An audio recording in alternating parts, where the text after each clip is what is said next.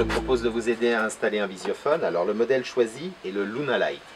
C'est un kit qui est livré complet avec une platine de rue avec sa visière, un moniteur rond à effet miroir qui a la possibilité d'avoir un rétroéclairage commandé par cellule crépusculaire, c'est-à-dire pendant la pénombre. Le kit est capable de commander une gâche électrique et un automatisme de portail, et surtout, il est garanti 2 ans. Voilà, donc nous allons installer la platine de rue. Pour ça, j'ai commencé à préparer mon support, à tirer mes fils. Il faut suffisamment de câbles pour la caméra, la gâche électrique, éventuellement le portail. Alors, petite chose importante, l'objectif de la caméra doit être placé à environ 1,60 m afin de pouvoir visualiser la personne qui se présente devant la platine de rue. Alors, je retire la platine de rue de la visière. Je passe mes câbles dans le trou et je vais commencer à vérifier que ce soit bien droit. Une fois leur placement trouvé, je pointe, je perce et je fixe. Avant de fixer ma visière, il est important de mettre un joint silicone sur la moitié supérieure, d'accord, afin d'éviter le ruissellement de l'eau.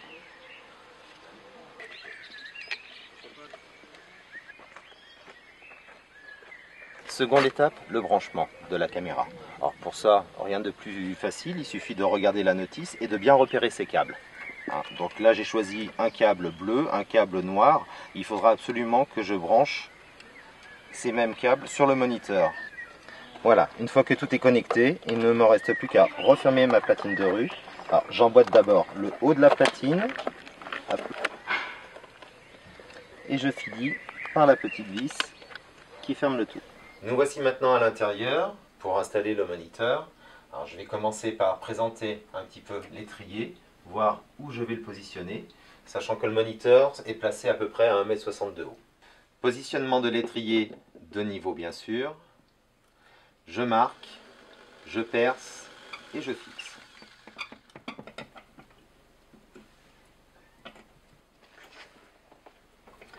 Connexion du moniteur, alors je retrouve le fil noir et le fil bleu de ma platine de rue.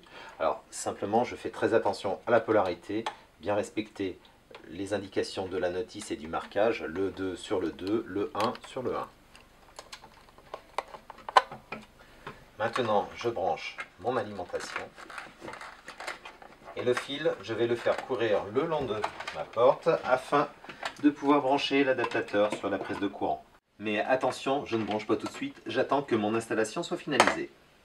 Deuxième alternative, car il faut avouer que c'est pas très esthétique de connecter un adaptateur sur une prise murale, il s'avère que j'ai la possibilité d'avoir des petits fils qui vont jusqu'à mon armoire électrique. Je vais les utiliser, donc pour ça je vais simplement couper le câble de mon alimentation, raccorder, et je vais pouvoir connecter l'adaptateur du côté armoire électrique. Faites attention de bien respecter la polarité, vous avez un liseré blanc, le liseré blanc représente le plus, le fil noir le moins.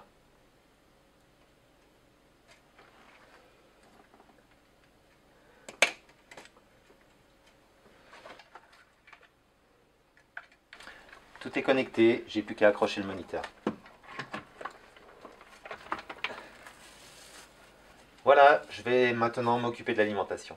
Au niveau de mon armoire électrique, donc j'ai simplement posé une prise 230 volts et je vais donc connecter mon adaptateur sur la liaison qui va au moniteur, l'enficher sur mon 230. Attention, respectez bien la polarité, liseré blanc, liseré noir.